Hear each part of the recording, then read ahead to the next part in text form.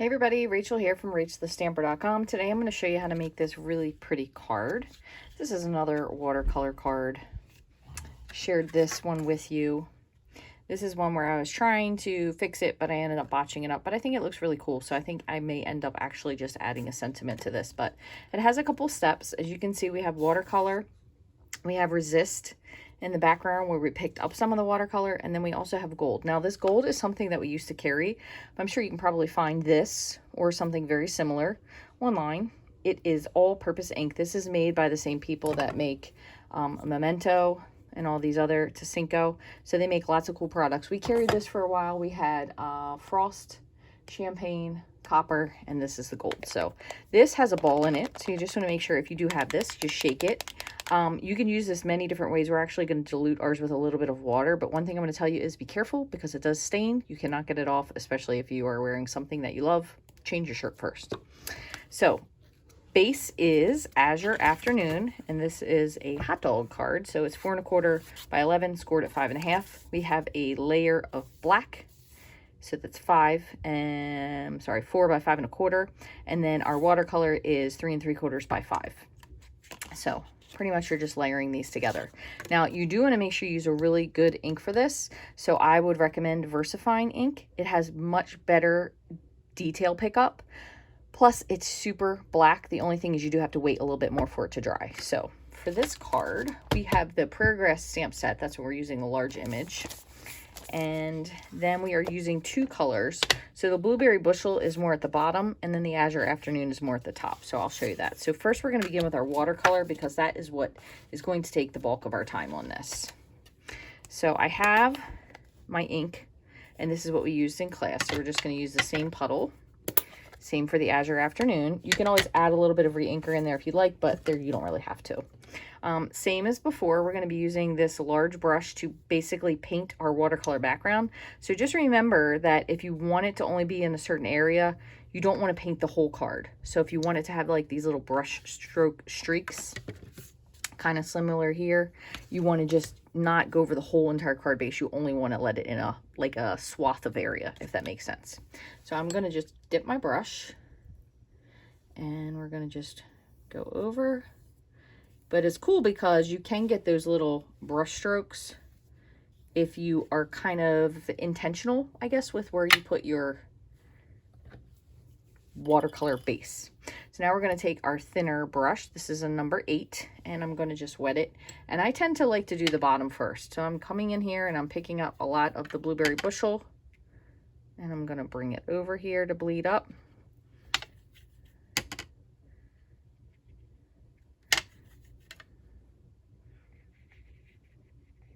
Now, you could do this in 2 ways. You could dry this first and then do your Azure Afternoon, but I'm going to just do both of them at the same. So I'm just picking up some color for the top. They are very similar in hue, but they are definitely, one is much lighter than the other. Okay, so now, before I go any farther, I'm going to close this one up because we're not going to use any more of the lighter color. I'm going to grab my heat tool, and we're going to just heat this up to assist in drying. You can just let it dry on its own.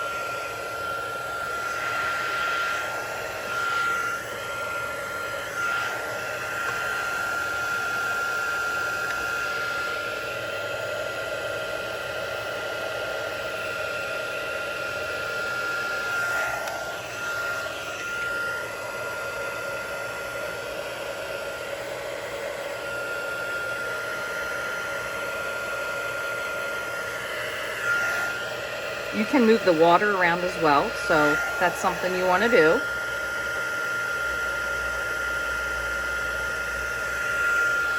Okay, so before this is fully dry, I'm just going to set this on the side.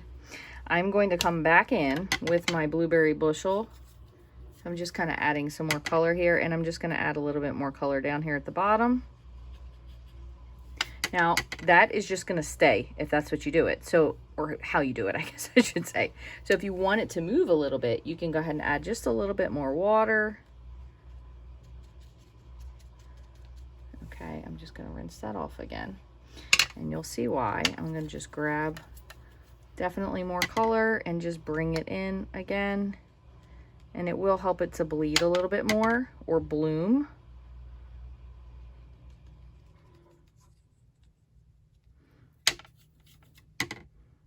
So if you kind of want a more concentrated color, just say, let's say at the bottom. Okay, so I'm going to rinse that off. And we're not done with that yet, but we are done with the color for now. So I'm going to close this up, and we're just going to heat this until it's dry. And I'm just using this to just hold my paper still so I can move the water around with my heat tool.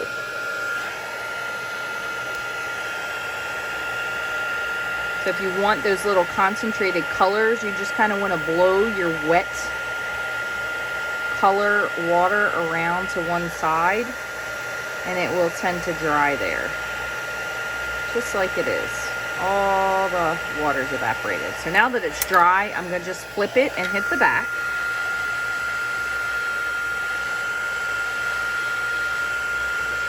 Kind of flattens it out. But again, we're not really finished, so we're going to leave it. So now what you can do, and I don't have a paper towel, but I do have, what do I have here? We'll use some tissue paper. Maybe that'll work. Just going to grab a little bit of tissue paper, and this may or may not work. I may end up going back to my microfiber cloth, but we're going to absorb some water with this. So we're going to go back to our brush again, and we're just really wetting it, and we're going to just drip some drops on here. Good. And then we're going to, I'm going to try. I've never done it with tissue paper before. We'll see. I don't know if it is or is an absorbent. Who knows? It did. It picked up some splotches, but it really picked up not really dots of color, which is not really necessarily what I wanted. So I'm going to try one more time, and I'll just do a microfiber cloth for this one. So I'm going to just put just a couple little, probably because with the tissue paper, it's got like that plastic-y coating on it, so I think it just spreads instead of picking up. So I'm going to try to find a clean-ish part of my microfiber cloth, and I'm just going to, oh, much better, dapping up the color. Okay, so you have your dots. So before you do anything else, again, we're going to dry.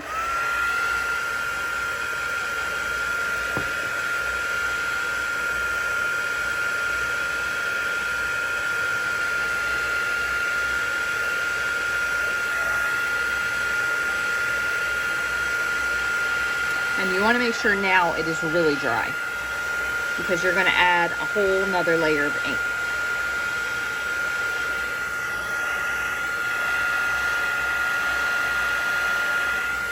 Okay. Now I'm going to just wipe this off, make sure there's no little drips, and I'm going to clean these and move these to the side. Put this back here. Now, when you're using the gold, you don't want to do anything where you are going to compromise a brush that you like, because it may not come out. So remember that when you're using that gold paint. So we're going to take, this is really just for the sake of making sure it's in the correct spot. We're going to take our Misty, and we're just going to use that to hold it down. I'm going to grab this large stamp, and I'm trying to think, let's see, where do we think we want this? Maybe like so. So I'm going to put it there. That should be good. Okay. Is that against the wall? I just want to make sure. Yep. All right. So now I'm going to grab my VersaFine ink. This is a pigment ink, so it takes longer to dry. It does clean up fairly easy, but so I'm going to just stamp this. The nice part is, though, since it does take a little bit longer to dry, you can emboss with this, which is really nice. And if you make a mistake, you can always add more. So I'm just pressing down. Really nice.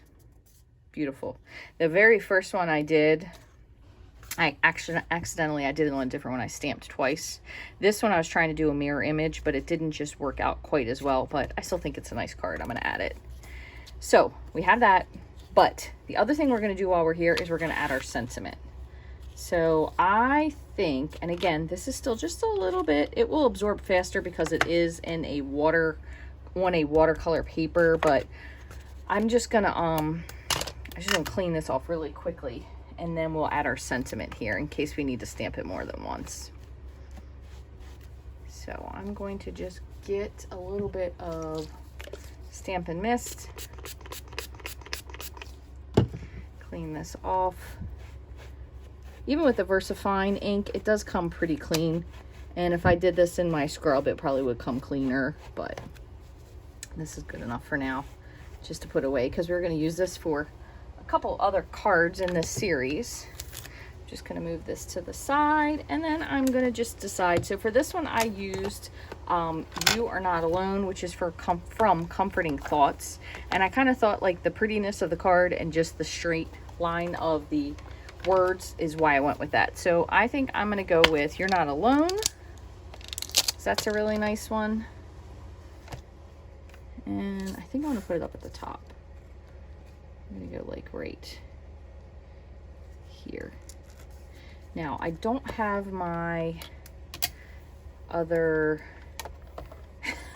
I don't have my other little foam piece in this, so I'm going to improvise. There it is.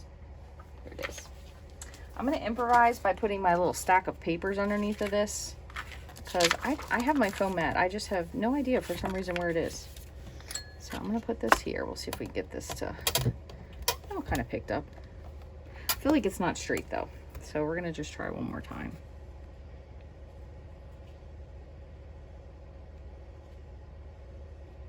I think that's sometimes the hardest part with these photopolymer stamps, because they are grabby just when you don't want them to be grabby. Nope.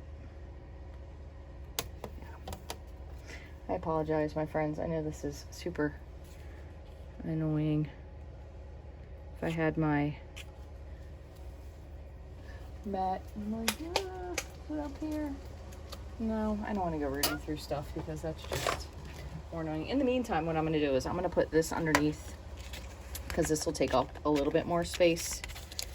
This is just my silicone mat. It'll just push it up a little closer. So go like that. Stick this here. And that should be big enough that it should be able to touch. And then pick up our stamp so it's straight. Okay, that's better. Okay. So I'm going to use my VersaFine. Same thing. Ink it up.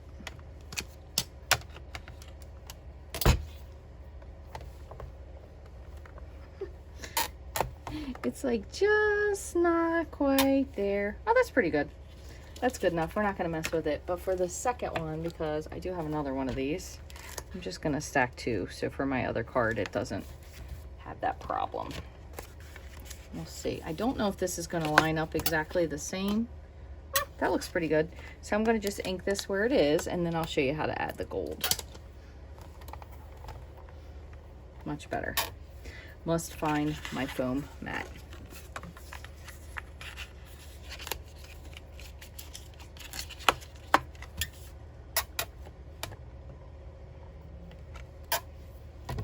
That one's got a little bit of a shadow, but c'est la vie. Okay, so now we're gonna go back. Now this one already has it, as does this one. It kind of depends on how much gold you want on there and how it's going to show up. So this is the part, like I said, if you have on your favorite shirt or anything that might be your favorite anything, make a little barrier. So I'm actually folding this paper up so it's like a lip, and we're going to put this right here. So I'm going to take this and just a block, and I'm going to just add just a little bit of gold. This is a super duper well-loved paintbrush. Put that there. And since I'm not going to put anything else in here, I'm going to just grab a little bit of the water from here. Not a lot. Oops, more than that, I guess. And I put 2 pretty good drops of this brush water on there. So I'm just going to swirl it so it gets a little more mobile. And I can just tell that this is going to be a little bit washed out. So I'm going to add just another teeny little drip.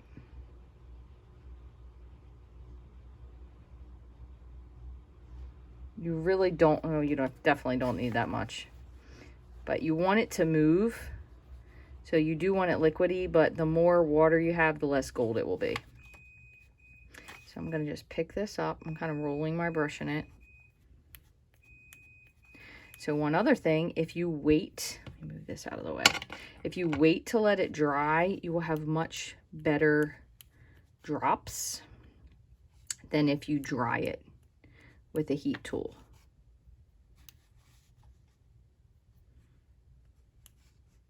That's good. And actually, because this one is so washed out, I'm going to do this one over again as well.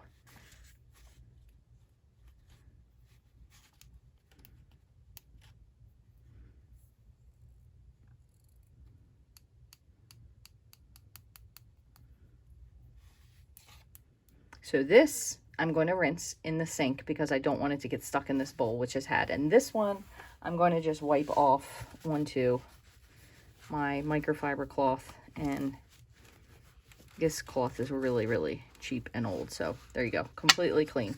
I'm just going to clean this off while I'm at it. That way, less of it will make a mess everywhere else. And one thing is, this definitely does need to dry. So before I adhere this, I'm going to just see if I can put the rest of the card together. That way, most of it will dry and it'll come out pretty nice. And as I said, the splatter does really go everywhere. I even did this once before. Probably will come off with alcohol, but I did this once before and I got it on the screen of my iPad because I was watching TV and doing it. So just be careful. So here we have these. That's what they look like. Again, if you let it dry naturally, you'll definitely get a little better of a look. But I'm going to fold this. So this is our base. And the black is going to go onto here, but I want to put this one first. So what I'm going to do actually is I'm going to just do my best to kind of eyeball where I think it's going to go. So in about a 1/4 inch. I don't normally do cards this way, so I would say wait until it's dry. Hopefully this will be okay. I'm going to try very hard not to touch any of the dots of color. So the good part is by now the pigment ink has definitely dried, but the dots have not of gold. So you can see they're still really raised on there, which is really cool, but you don't want to smudge any of them. So at this point, your best bet is you want to let this dry fully before you adhere it, because if I flip it over, it's going to end up dripping. So you're going to let this dry probably before you glue it to your black as well. Same with this one, I'll do the same thing. And then when you're finished, you'll end up with this absolutely beautiful, sparkly, lovely card. You are going to want to add yourself a little white base there, but it's a really beautiful card, and honestly it's really not all that difficult to create. So I hope you will give this one a go with watercolor. The other thing too, like I said, is when this dries out, it will definitely flatten some, so it will be more of a flat card. This card was not flat when it started, but once it fully dried, it does kind of lay itself back down again. So I hope you enjoyed this video today on another way to use watercolor in your card making every day. If you have any questions, you can leave me a comment here if you have any other thoughts about the card. And if you haven't, or you like this, I would love for you to like, subscribe, follow, and share. You can give me a thumbs up. Those are totally free ways to support my channel. If you'd like to get any of the supplies to make these cards yourself, you can go to the links below and it'll take you directly to the website. Thank you so much for watching. I hope you have a wonderful day.